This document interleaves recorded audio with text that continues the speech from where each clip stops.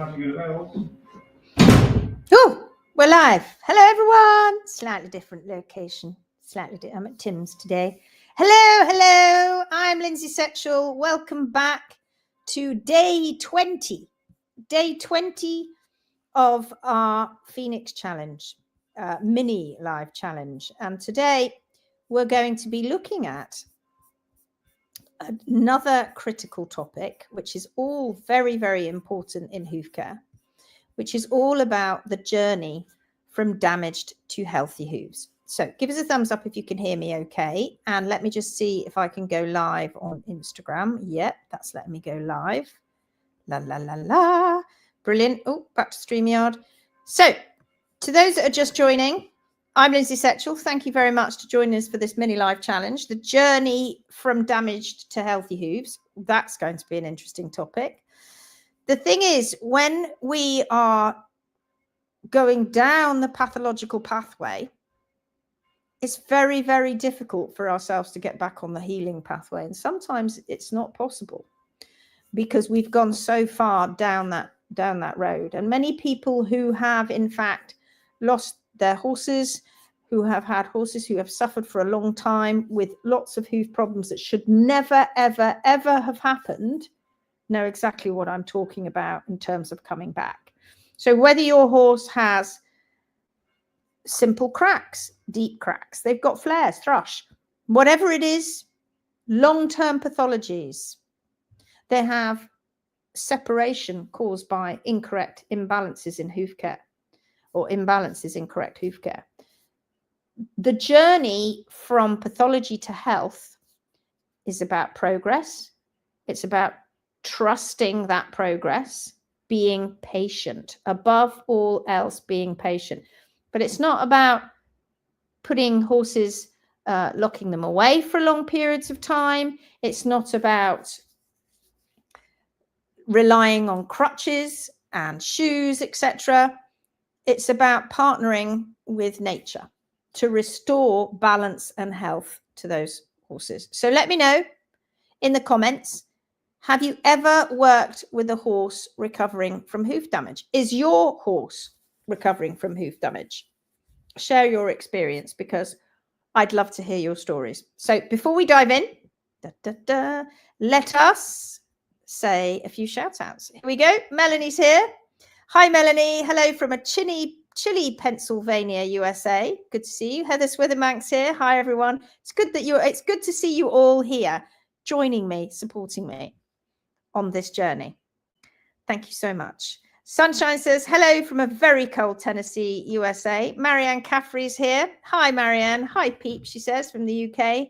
Gail Dretch is here. Hello from Minnesota. Temperature is minus 20 degrees Fahrenheit. Wind chills triple that. Oh, God. Horses don't look any worse for wear. Bless them. Good for them. It's all about the thermoneutral zone. It's all about giving them their natural coat. Hang on a minute. Yes, Tim. No, I'm just looking for Tim's looking for something. Is it right? Just looking for the car key. That was Tim.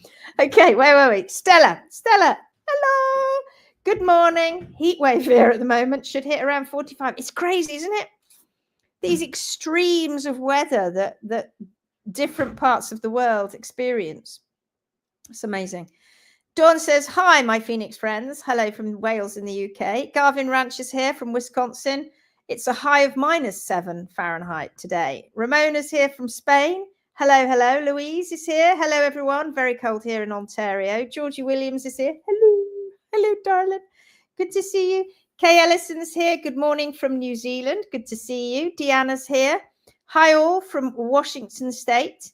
Alison says, hi again, all. Love these daily connects with everyone. Now I see why you get up at crazy o'clock, Stella. 45 degrees is so hot. No risk of that in the UK. Okay, let's carry on with what we're talking about today. And that is the incredibly important topic, the journey from damaged to healthy hooves. The journey from pathology to healing is what we're talking about today. But before we talk about healing, it's important to understand what we're working with. damaged hooves come in many forms that we can see, and so much of it, the majority of it, is caused by incorrect hoof care. Incorrect hoof care that is rife all over the world. Hoof care that causes cracks through imbalances, flares that are not dealt with naturally.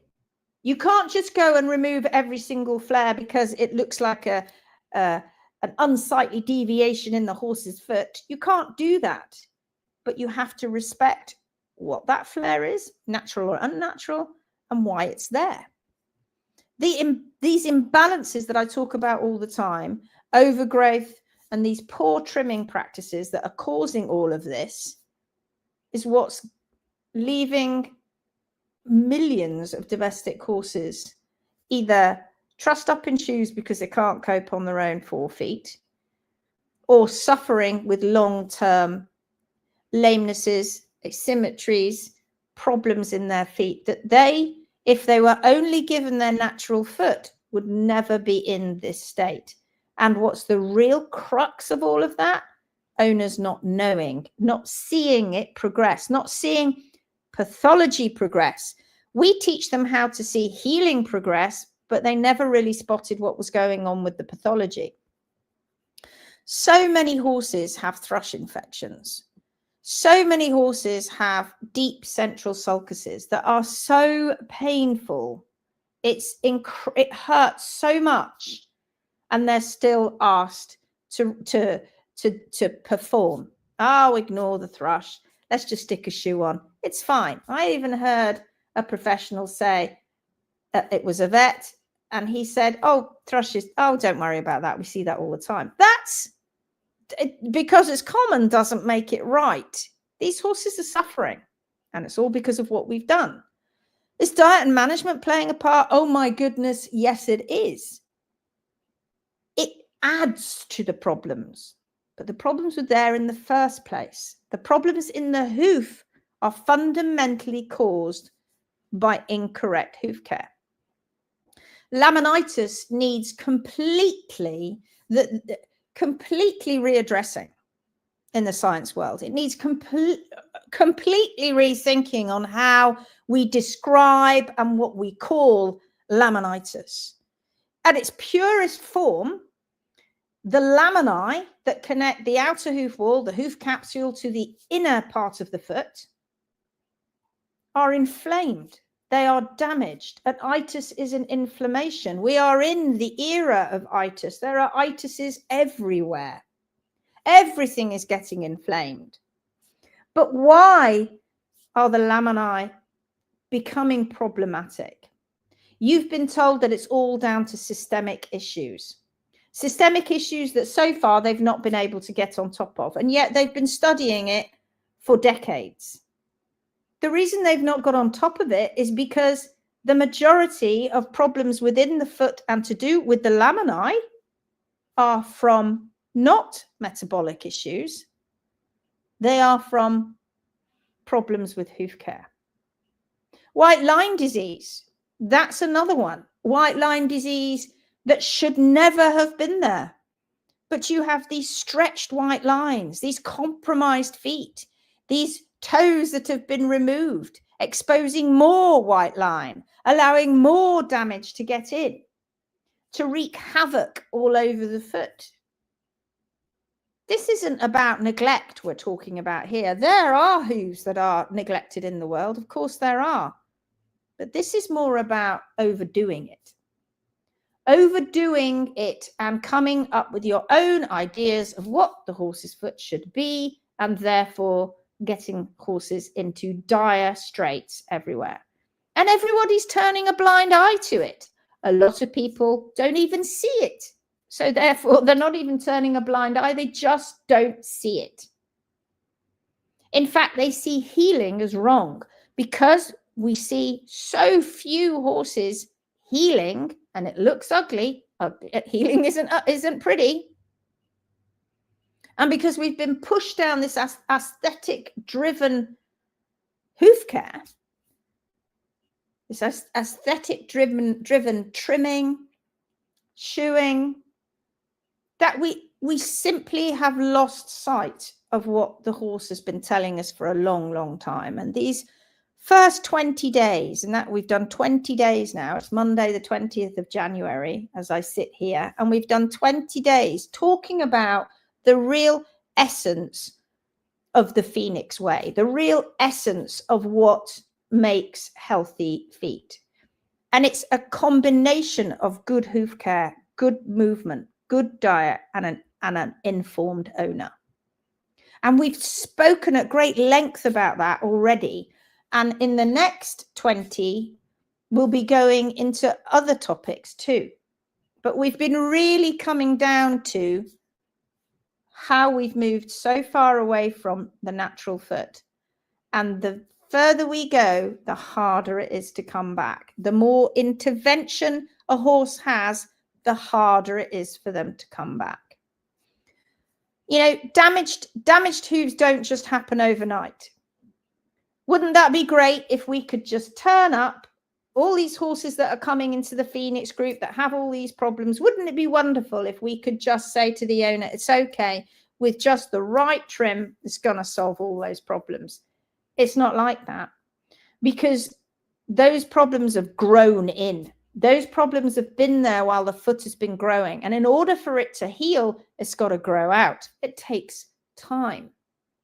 You can put P3, realign P3 back to where it should be, giving that horse relief, because they're not having to walk around on the tip of P3 anymore. They've not got P3 degenerating in their feet. The inflammation begins to subside, but we've got to grow in a better capsule. And while we're doing that, now we've dropped the heels, the toe looks bizarre.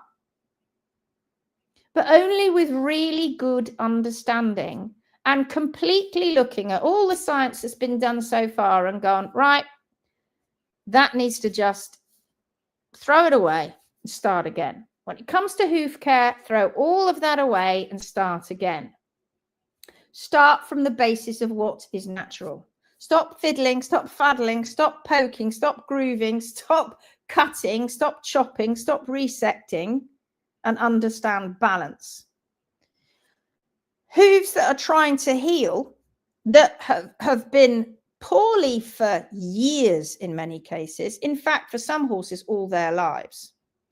The result of these hideous ongoing issues because of poor hoof care. And many of them have had improper diet too, and unsuitable environments, adding to those issues, not causing them, adding to the problem. That means it's going to take a long time for them to get better. So people come into the Phoenix group, and what, it's been running a year now, and people find us at different times, don't they? So people that have been with us a year, many of them, many of you are here watching me on every live, can hold your hands up now and say, wow, what a journey we've been on. In fact, we've not finished it yet. We're still on it. But people that started 6 months ago, 4 months ago, 3 months ago, a month ago, they've got a long way to go. So when people come on the page and go, well, where are all these healthy feet? Well, don't blame us. The poorly sick, suffering feet came from you lot out there. And then when you come into us and we teach owners about nature, about the right species-specific diet, management, and the right hoof care, it doesn't happen overnight where we heal it. If it took a long time for the feet to get like that, it's going to take a long time for them to get better. So realism is so important. Okay, let's have some more of a shout out. Lydia's here. Lydia's here. She says, good afternoon from cold Ontario. It's minus 35 degrees this morning with very frosty horses. At least the sun makes it better. How lovely. Angie Medler's here. Hello from Central Virginia. Stella says 45 degrees C is 113 Fahrenheit. Ice blocks in ice freezer to add to water troughs during the day. Bird baths full. Oh no, I am still in bed and go back to sleep after the all ready for tomorrow. So fight another day. Garvin says, I think I'd actually prefer -20 over 113. Yeah, it's tough. You guys are so many different, all of you from all over the world. I love that. I love that you're all over the world. Pia says, hello, first 20. Yes. Knock 20 off. 365. What's that? 345 now? So Connie Tois says, God, only 345.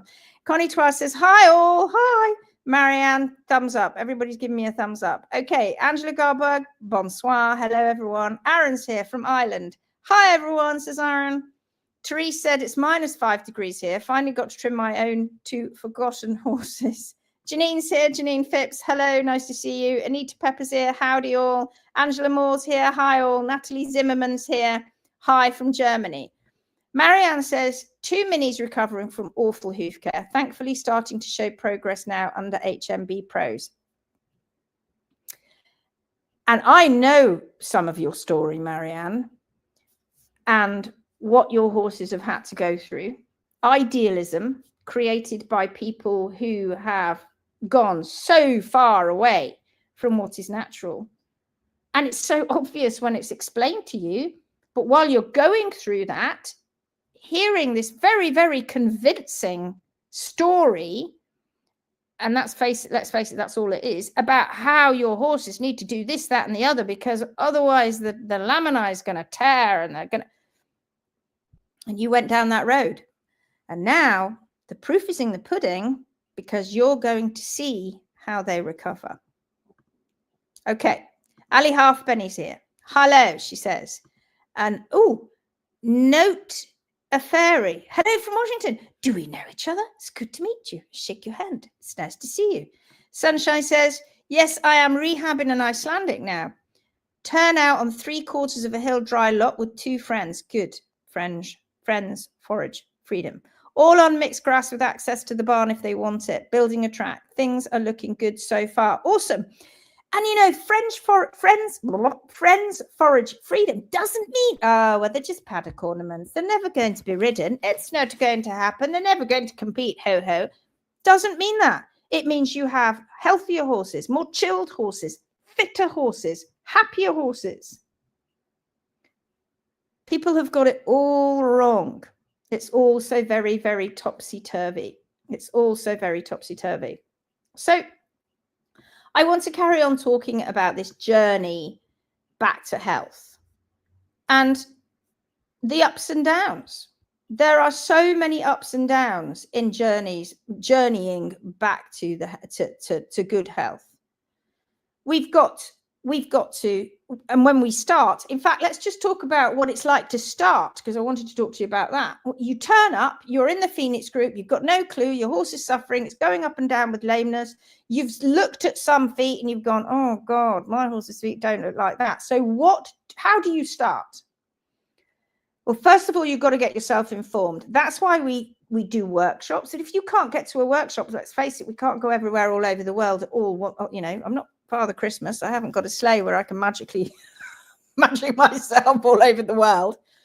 So we created the online challenges and we split them into 2, 15-day challenge, get a breather, and then the 10-day challenge, where you're drip fed information every day so it doesn't overwhelm you. So you learn about diet, management, and the foot.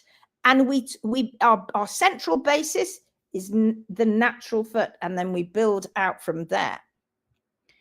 So you've got to help yourself. The trouble is, and I said this yesterday, this over-reliance on professionals isn't healthy at all for anyone.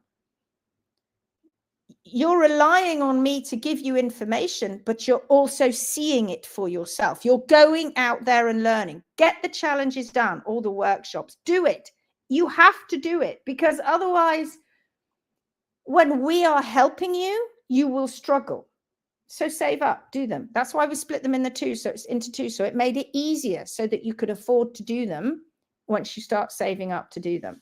This is hours and hours of information that we've distilled down and put them in videos for you to see, and it will resonate with you so that you can learn.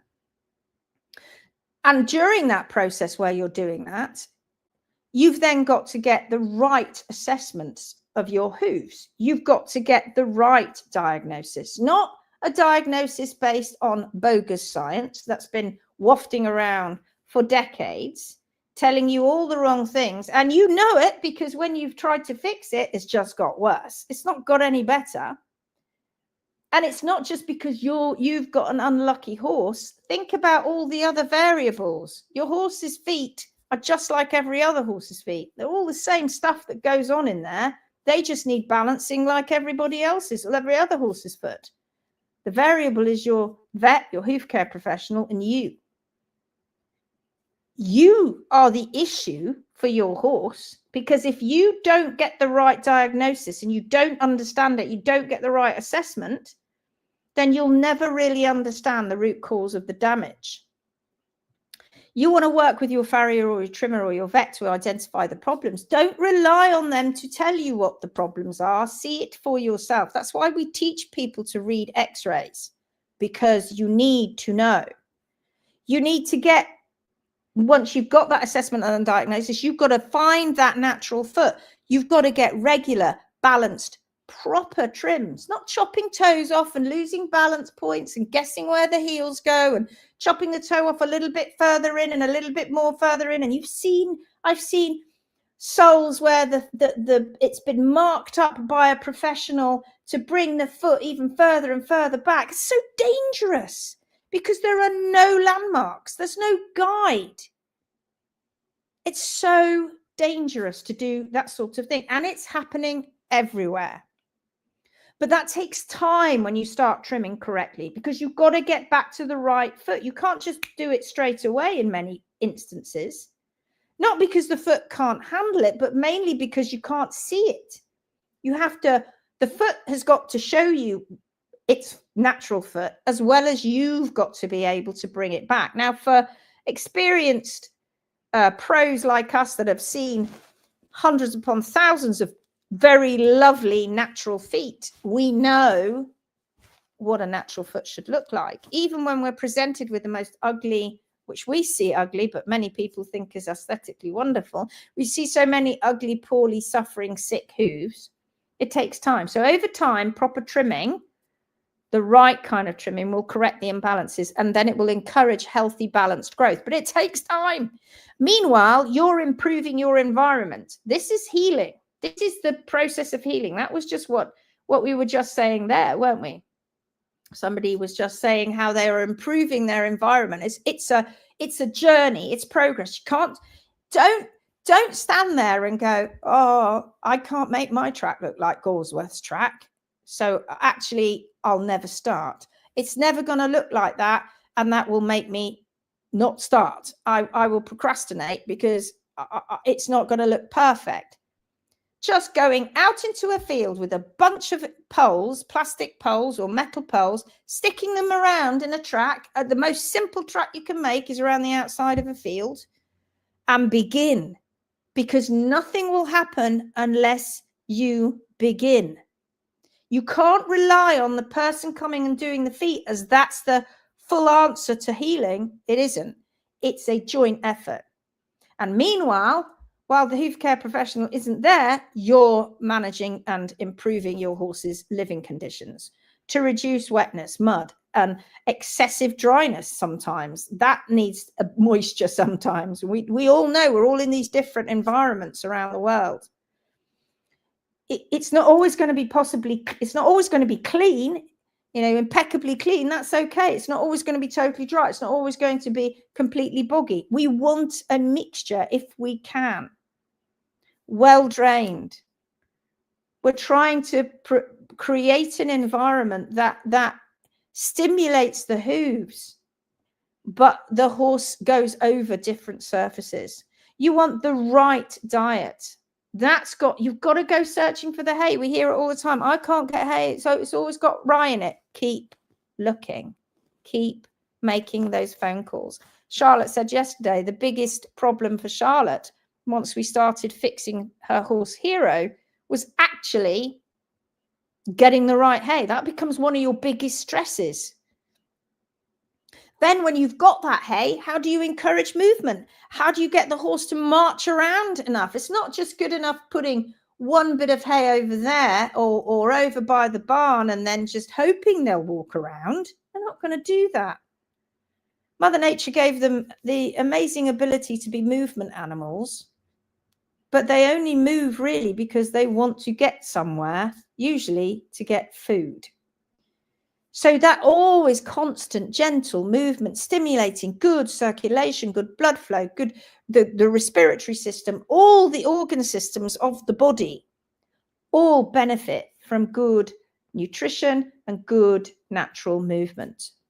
And that's always going to promote good growth and good function of the hoof, along with the good hoof care. So if your horse is stuck in a tiny place, take it for short daily walks. It can make all the difference. And then I think the biggest one of all is patience. Don't expect it to be quick. It's going to take time, because as that hoof grows out, all that old damage, all that necrotic tissue, all of those abscesses that were caused and probably will still keep going on for a while, and it's deflating and you feel down and frustrated and sad and angry, but you keep moving forward. It's not linear. It dips, but as long as you keep moving up, that's what we want. It's not a marathon. It's not a marathon. It's not a sprint, is it? It's more of a marathon. Okay, some more shout outs.